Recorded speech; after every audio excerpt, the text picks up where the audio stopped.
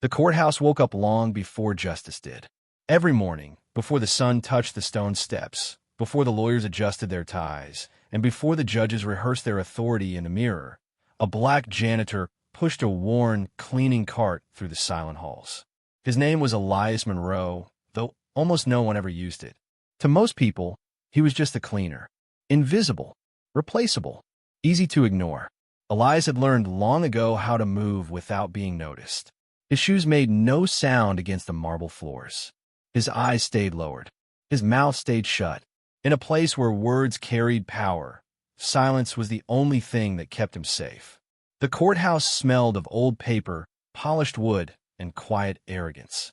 Every wall carried portraits of judges, stern faces, pale smiles, eyes that never seemed to look like his. Elias wiped fingerprints from glass doors beneath those portraits every day, never once wondering what it would feel like to belong among them.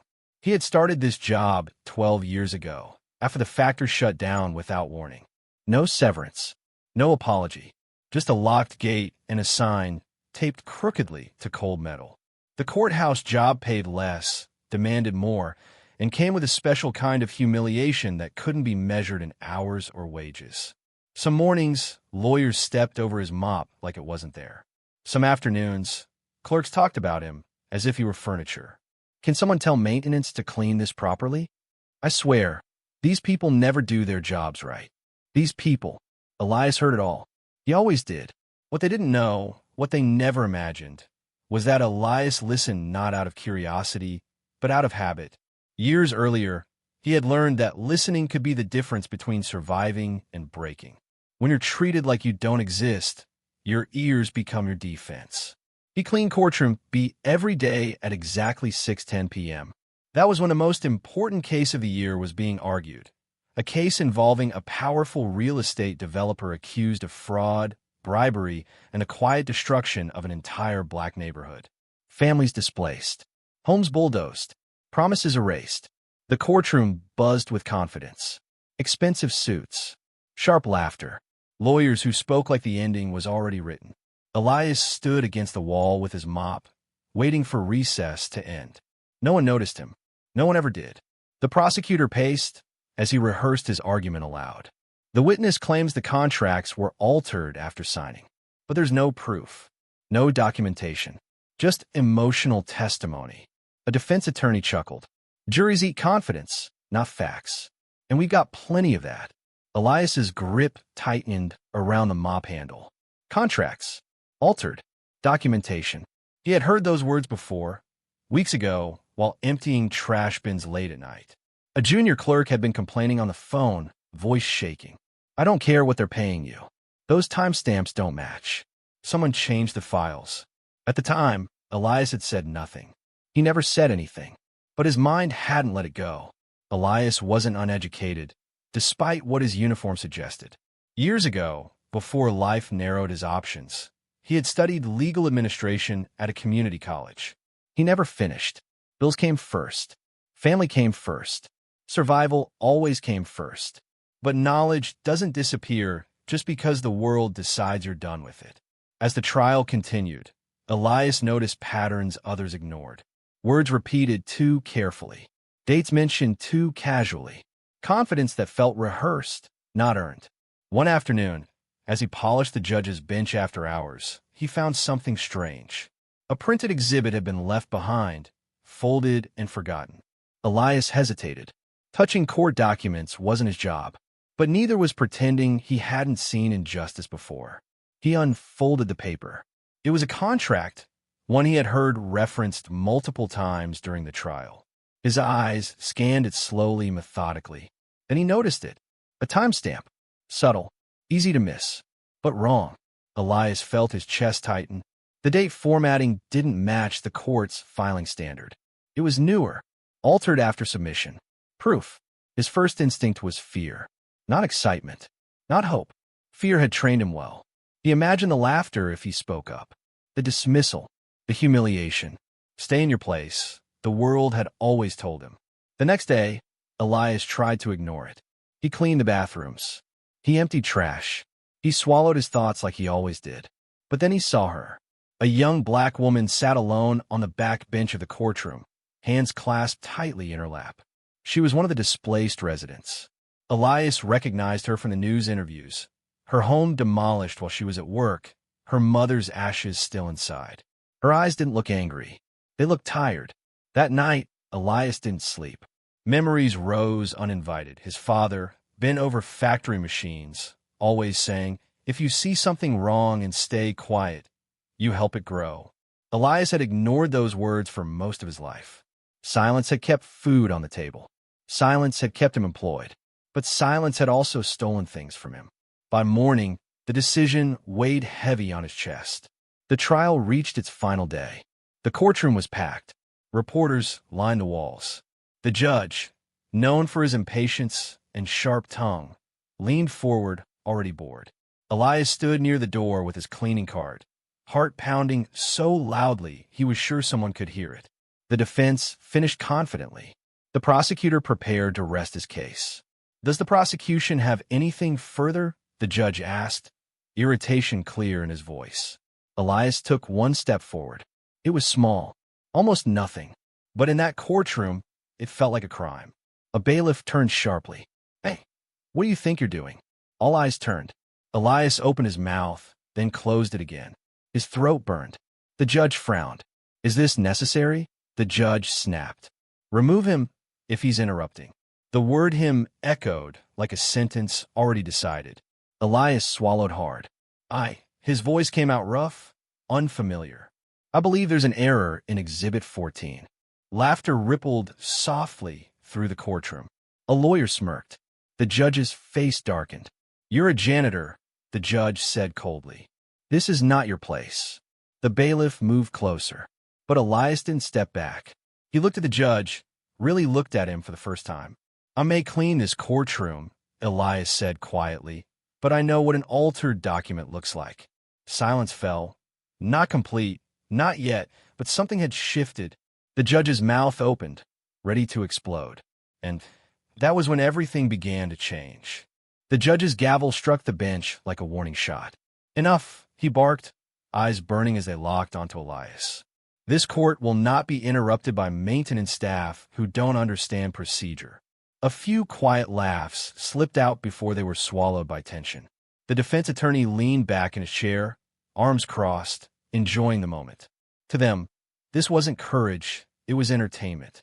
The bailiff stepped closer, hand hovering near Elias's arm. "Sir, you need to step back," he said firmly. Elias felt the weight of every stare in the room. His palms were damp. His heart slammed against his ribs like it was trying to escape. He had imagined this moment all night.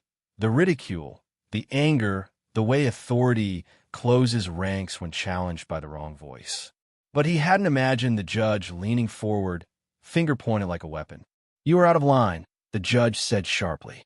"People like you don't get to question evidence in my courtroom. People like you." The words landed heavier than the gavel. Elias opened his mouth, then closed it again. For a split second, the old instinct screamed at him to retreat. Apologize. Disappear. Survive. But then he saw her again, the young black woman on the back bench. Her jaw tightened, her eyes fixed on the judge. She wasn't surprised.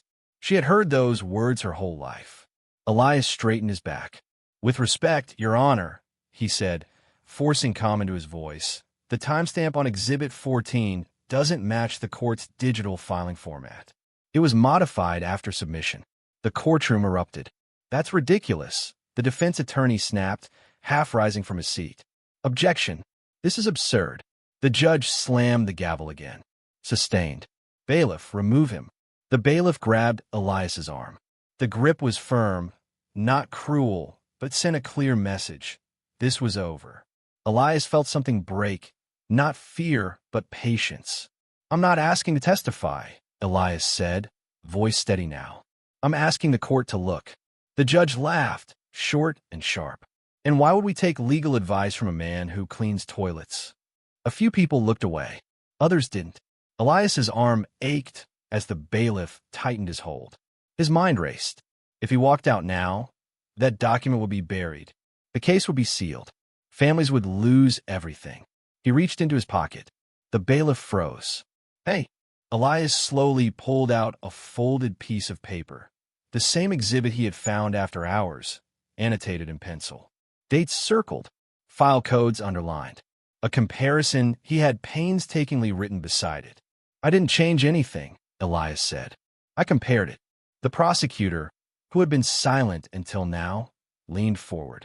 Your Honor, what if we just take a moment? The judge shot him a warning look. Counsel, sit down. But the prosecutor didn't. If there's even a chance this document was altered, we're obligated to verify it. The defense attorney scoffed. Based on what? A janitor's hunch. The word janitor echoed again. Elias turned slowly toward the defense table. I clean this courtroom every night, he said. I hear what people say when they think no one's listening. The room stilled. The judge's face hardened. Are you accusing officers of the court of misconduct? I'm saying, Elias replied carefully, that Exhibit 14 was printed after the filing deadline, and the metadata will prove it. The judge paused. Just for a second. That pause was louder than any shout. The bailiff loosened his grip slightly. The courtroom leaned forward as one body. Metadata, the judge repeated. Elias nodded. Every court document has it. Creation date, modification time, user ID. It can't lie. The judge exhaled slowly, irritation battling something else. Curiosity, perhaps. Or caution. This is highly irregular, he said. And you're dangerously close to contempt. Yes, sir, Elias said, but not wrong. A murmur spread through the spectators. Reporters glanced at each other. Pens hovered above notepads. The judge leaned back, fingers steepled. If this is a stunt. It's not, Elias said quietly. And if I'm wrong, I'll walk out of here and never come back. Silence. The young woman on the back bench stood up suddenly. Please, she said, voice trembling. Just look. The judge's eyes snapped to her. For a moment, it seemed like he might explode again. Instead, he closed his eyes. When he opened them, his voice was colder than before. Clerk, he said, retrieve the original digital file for Exhibit 14.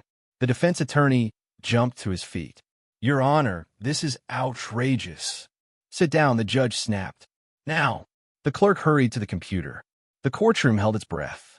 Elias felt his knees weaken. He gripped the edge of his card to stay upright. This was it. There was no going back now. The screen refreshed. The clerk's face drained of color. Your Honor, she said quietly. The file shows it was modified 3 days after submission. The room exploded. What? That's impossible. There must be an error.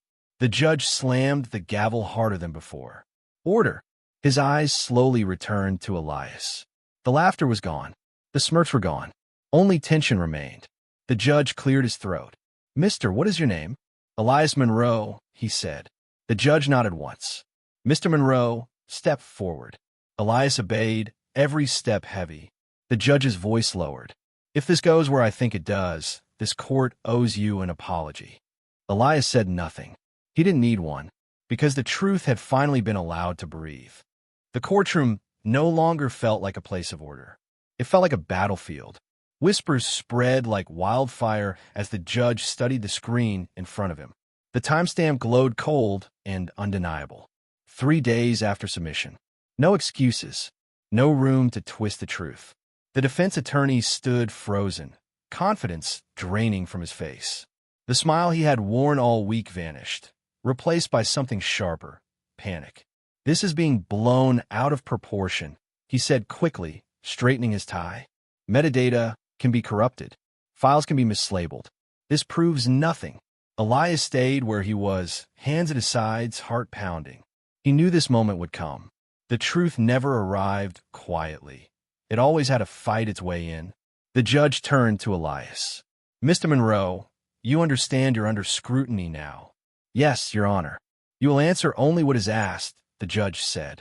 No speeches. Elias nodded. The defense attorney approached him slowly, circling like a predator that had lost its footing but not its hunger. Mr. Monroe, he began smoothly, you're employed here as a janitor, correct? Yes. No legal license. No active education. No role in this case whatsoever. That's correct. The attorney smirked. So tell us, What qualifies you to interpret legal documents? Elias met his gaze. Experience. Training I didn't finish. And years of listening. A ripple of murmurs passed through the courtroom. The attorney raised his voice.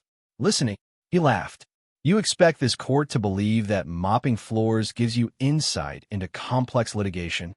Elias didn't flinch. I expect this court to believe timestamps. The judge raised a hand. Enough. Stick to facts. The defense attorney's jaw tightened. Fine. Mr. Monroe, where did you obtain this exhibit? On the judge's bench, Elias replied. After hours. It was left behind. So you admit to handling court evidence without authorization? I found a copy, Elias said carefully. Not the original. Convenient, the attorney shot back. And how do we know you didn't alter it? The question hit like a slap. Gasps echoed. The young woman in the back bench shook her head slowly, disbelief written across her face. Elias felt heat rise in his chest. Not anger, but something deeper. Insult layered over years of being doubted. You don't, Elias said calmly. That's why I asked the court to check the original digital file. The prosecutor stood. Your Honor, may I? The judge nodded. Proceed.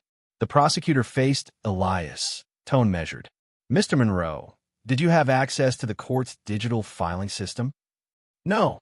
Did you have the credentials to modify Exhibit 14? No.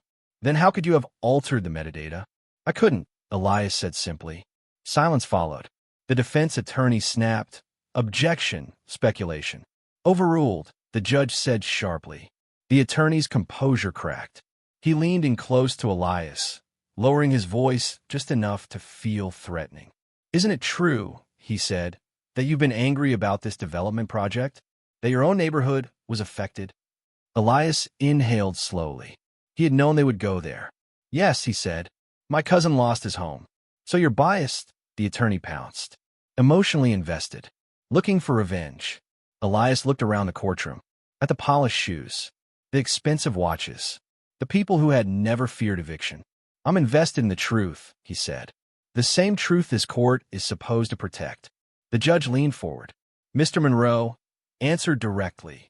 Yes, Your Honor, Elias replied. I'm affected. That doesn't make the document any less altered. The defense attorney threw up his hands. This is a circus. No, the prosecutor said firmly. This is accountability. The judge turned back to the clerk. Run a full metadata comparison on all exhibits submitted by the defense. The defense attorney's face went pale.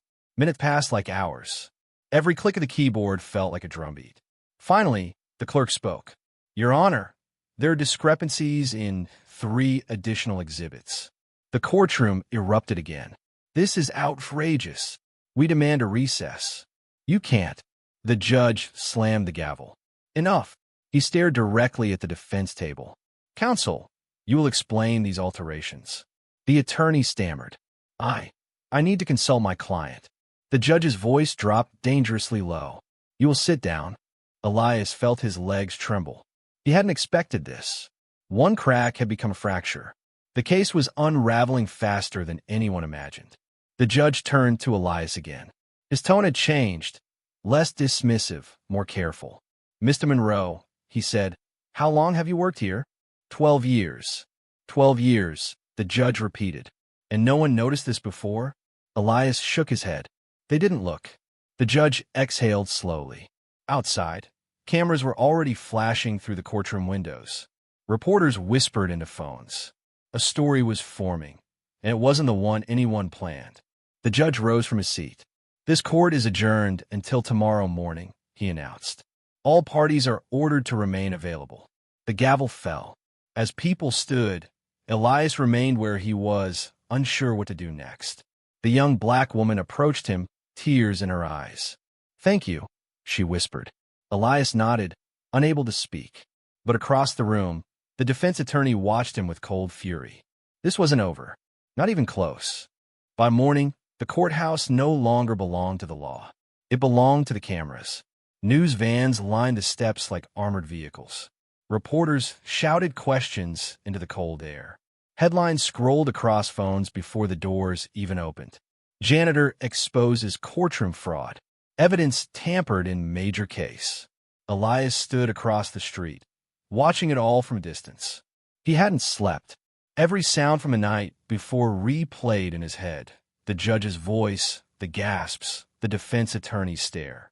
For the first time in 12 years, he hesitated before walking into work. Inside, the building felt different. Conversations stopped when he passed. Some faces held curiosity. Others held resentment. A clerk whispered, "That's him." Another muttered, "He should have stayed quiet." Elias pushed his cart forward anyway. The judge called an emergency hearing before noon. The courtroom filled again, heavier this time. No laughter, no confidence, just tension. Before proceedings began, a man in an expensive suit intercepted Elias near the hallway. "You like attention, Mr. Monroe?" the man asked softly. Elias stopped. "Do I know you?" "No," the man said, "but I know the people who sign your paycheck." The threat wasn't loud. It didn't need to be. "You've caused a lot of inconvenience," the man continued. "There are easier ways to live." Elias looked at him. "I'm already living the easy way," he said. Quiet. Invisible. The man smiled thinly. "Not anymore." He walked away. Minutes later, Elias was called into a private chamber. The judge sat alone, jacket removed, authority softened but not gone. "Mr. Monroe," he said, gesturing to a chair. "Sit." Elias did. "This situation has become complicated," the judge began. "There are powerful interests involved."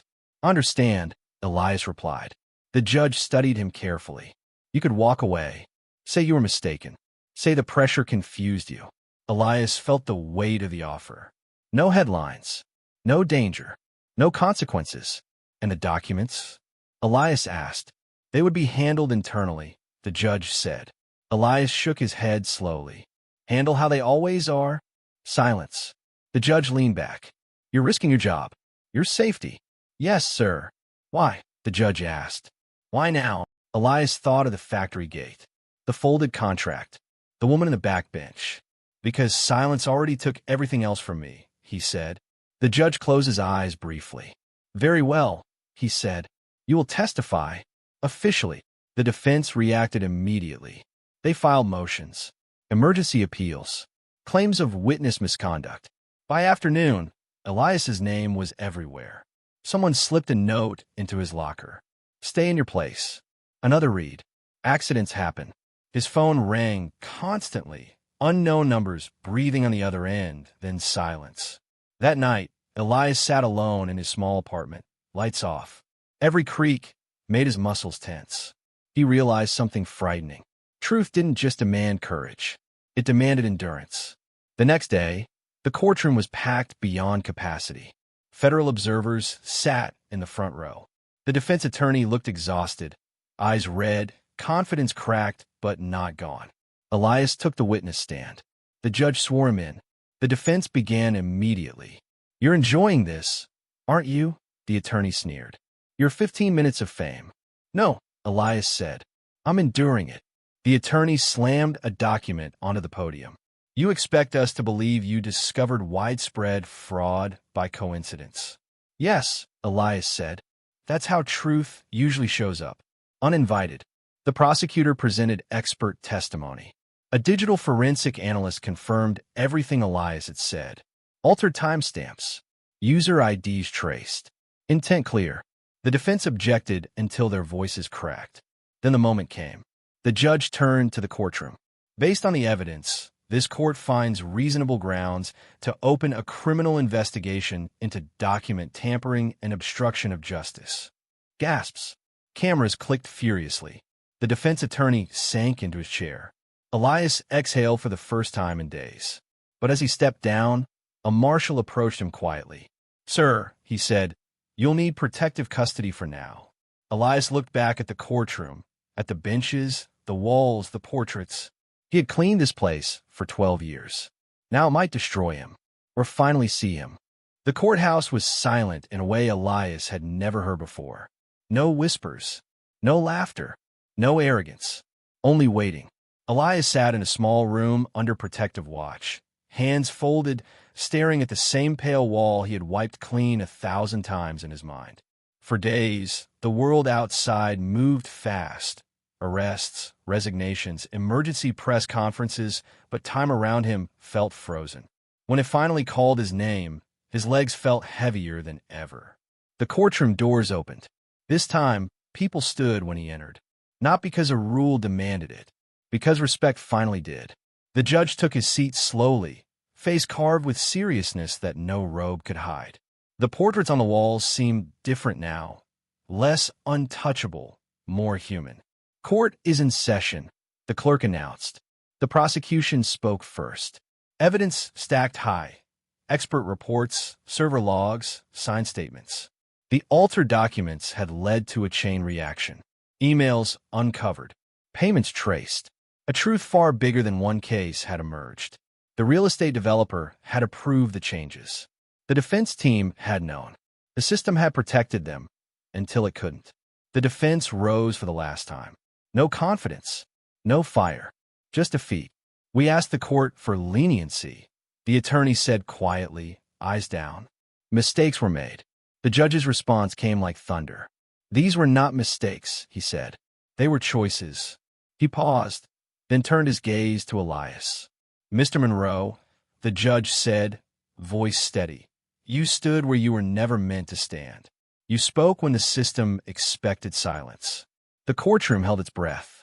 "Because of you," the judge continued, "this court corrects itself today." The gavel struck.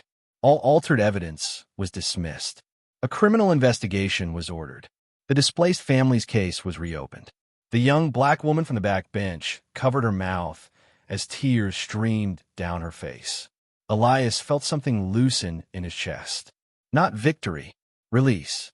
Then the judge did something no one expected. He stood. "I owe you an apology," he said, "for speaking to you as if your voice carried less weight." The words echoed far beyond the courtroom. "I was wrong." A judge admitting fault. History didn't record moments like that often. Outside, the press waited.